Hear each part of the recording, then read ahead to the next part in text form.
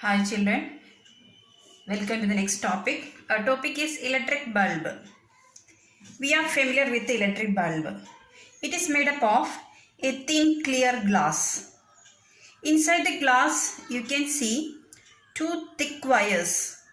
Two thick wires are there and these two thick wires act as positive and negative terminals of the bulb. So just like a battery or cell, a bulb is having positive terminal and a negative terminal.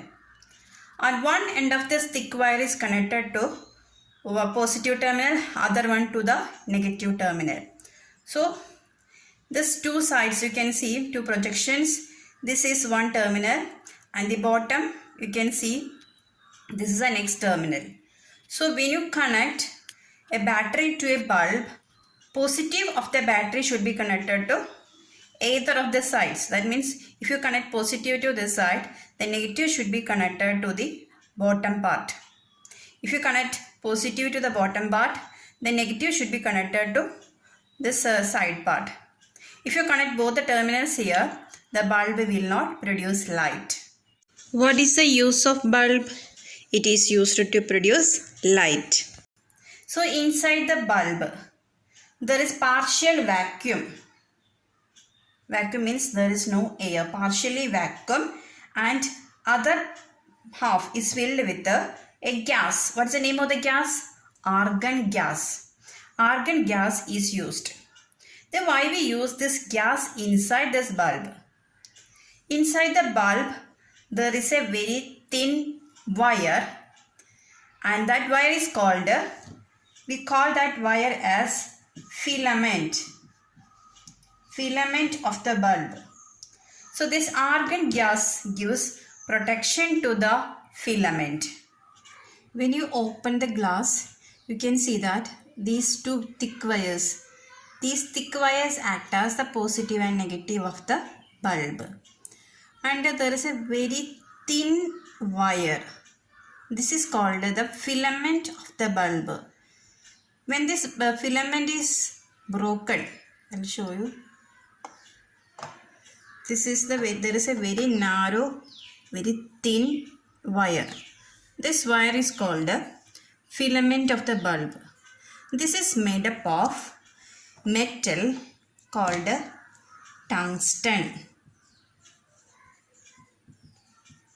So this filament is made up of tungsten. You can see tungsten here.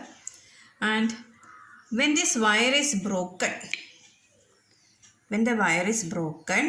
then the bulb will not produce light. So this wire is very important. So when once it is broken, the bulb is said to be fused. So once the bulb is fused, what we have to do? We have to replace it. We have to replace it with a new one, a new bulb. Okay. So tungsten plays a very important role. Then this tungsten is having very high melting point. Very high melting point. That means if we heat up to a very high temperature, then only it will start to melt. So what happens when electricity passes through this bulb? When electricity passes through the bulb, this tungsten becomes very hot.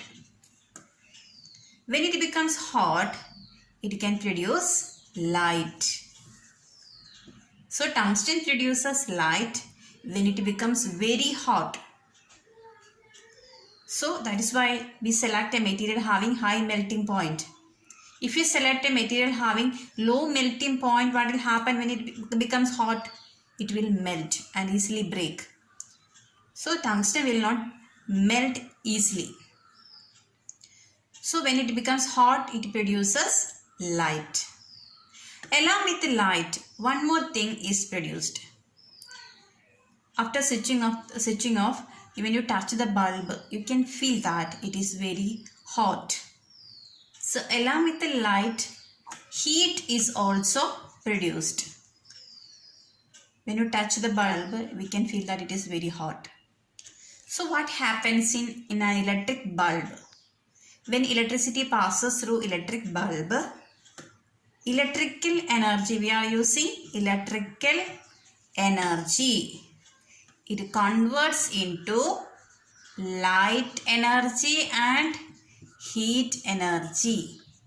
These are the changes taking place in electric bulb. This is the way of connecting a bulb to a battery. You can see that the positive terminal of the cell is connected to the lower part of the bulb and negative terminal is connected to the upper part. So we have to use the bottom and side terminals of the bulb. Then only it will produce light. Our next topic is light emitting diode, or it's also called a LED.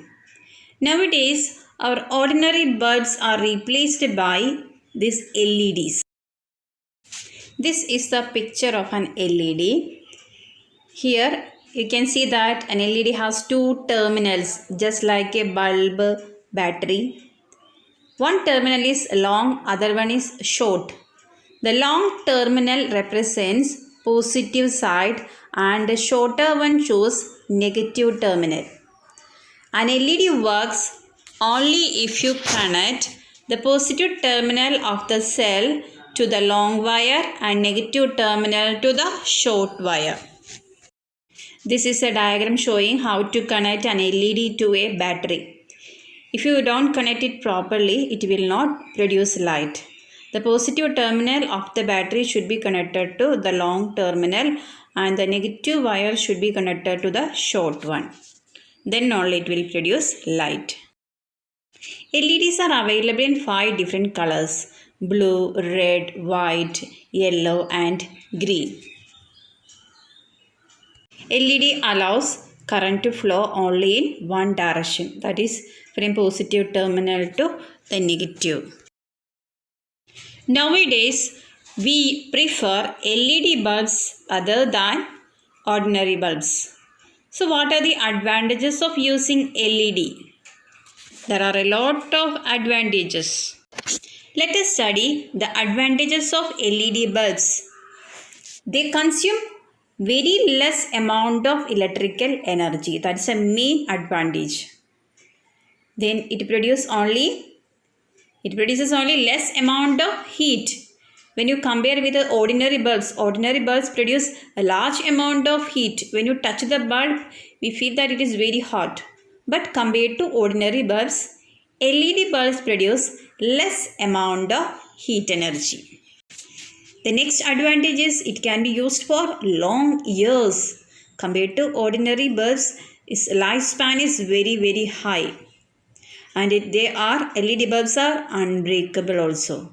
So these are some of the advantages of LED bulbs over ordinary bulbs. So everyone prefer LED. By using LED bulbs, we can save electricity.